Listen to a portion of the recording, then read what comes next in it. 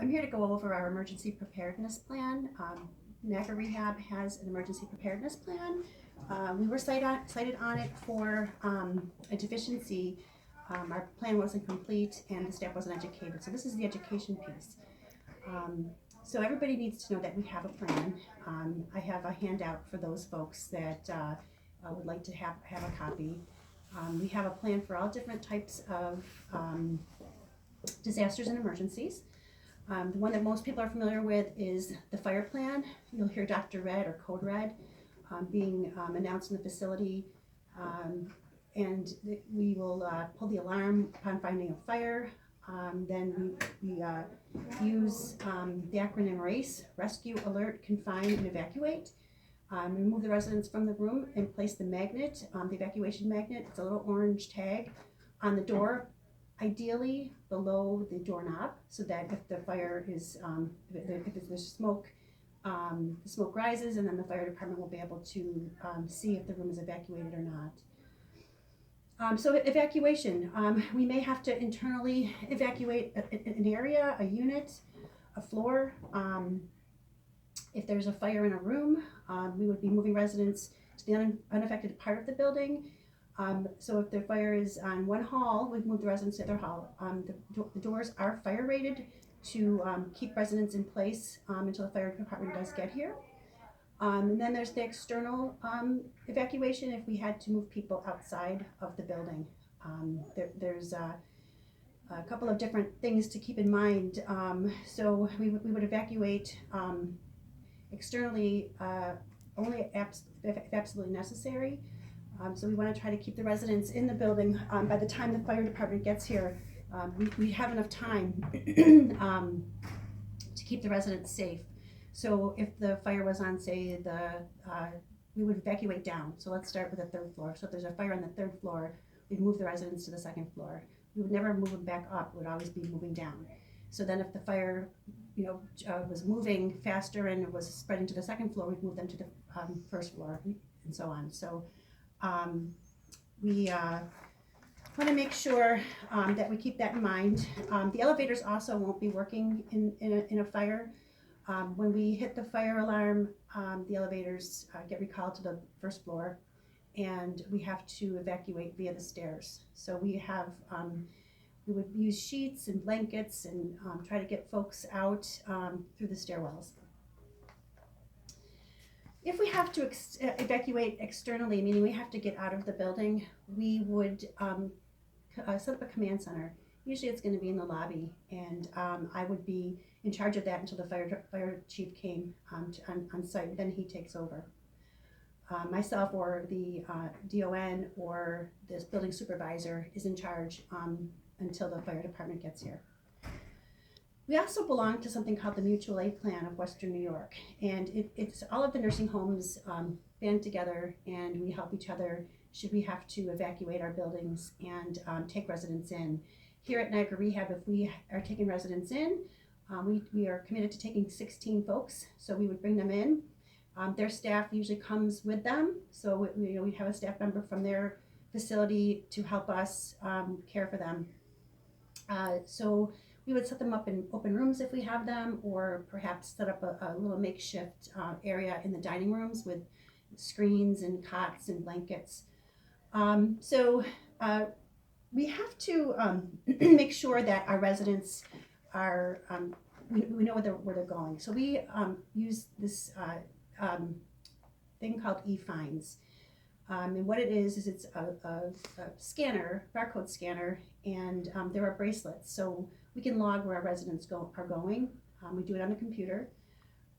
So we know where they're going. So just for example, we've got 130 residents, for example, and 10 are going to go to one facility, another 10 are going to go to another facility. We want to be able to keep track of where they are. So we will be using that system as well. And residents will go with their medications and their medical record and any necessary supplies to provide care. So we also would send our staff with our residents if we were going to be evacuating to other buildings. So if we have to get out immediately and we can't systematically get everybody scanned into the system and get them onto transportation into facilities, we would go to a stopover point, which is across the street at Niagara Towers. So we would wheel our residents over there.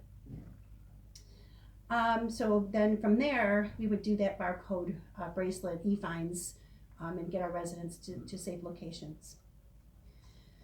One of the other things that we prepare for in our emergency preparedness plan is the loss of essential functions such as electricity, water, ventilation, fuel sources, oxygen, and communications. What that means is for electricity, the generator, we have an emergency generator that will start in about 10 seconds after the electricity goes out. Water, if we can't use water, we have bottled water. And then ventilation, if we have issues, we would open windows and use fans. Fire alarm, fire watch will be hourly rounds. So what that means is if our fire system goes down, maintenance and other staff do every hour rounds throughout the building to make sure that there's no fires. If the oxygen, we can't use oxygen, we can use bottled oxygen. Communications, if our phone system goes down, we would use cell phones. And then different types of disasters. There's different, I'll cover the severe weather type of disasters. What we would use for that when we're going to announce a severe weather disaster is Dr. Yellow. Things like windstorms, flooding, tornadoes. Thing to note about tornadoes is we don't really have them very often here in this area, but just to kind of go over that, because they could happen here, is we would move the residents away from the windows. We'd open the windows about 6 inches, but our windows don't open that much, but we would just open them, pull the drapes, and then we would stay out of the area until the tornado has passed. Earthquake, same as tornadoes. What we would do there, maintenance would turn off the gas lines, the water and electricity. Also under Dr. Yellow is the hazardous chemical spills. So we want to ventilate the area if there's a spill, use a spill kit located in the housekeeping closets, contact the administrator, and we have the MSDS book where you can find sheets that will tell you what to do if you're exposed to a certain chemical or product, whether it's breathing, it's on your skin. So then other types of disasters. Bomb threats, that's Dr. Black. So you really want to just make sure that we contact the police and the fire department, as well as myself if I'm not in the building. Do not panic. We're going to wait for instruction from the police and the fire department. Also, biological threats. Suspicious letters are packaged. A while back during 9/11, there were a series of incidences where packages were being delivered to government agencies, and they were laced with anthrax. So you never want to touch anything that you might be suspicious that it's not something that's safe for you. Don't shake it, don't empty it, or don't open it. Place it in a plastic bag if you have one. Leave the room, wash your hands, and of course call the police immediately. Active shooter, do not panic. So if we do have this type of situation, if we can call 911 safely, we want to do that. We are going to be installing a panic button where the front desk can just push the button and the police will just come without us having to call them. Do not activate the fire alarm.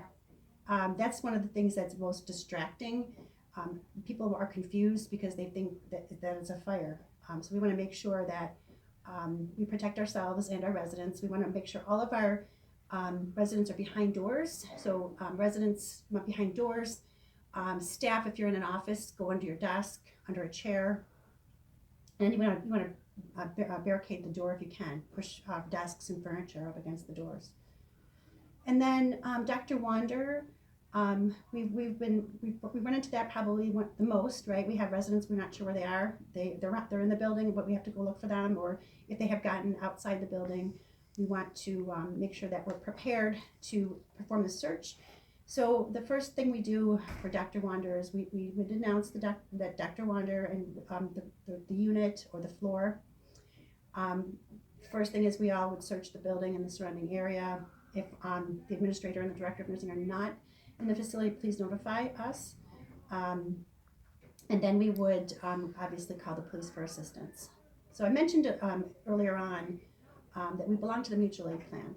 And again, it's activated if we need to evacuate, and it provides us with access to needed supplies, food, transportation, and again, we help on the other end by receiving residents if another facility is disaster struck.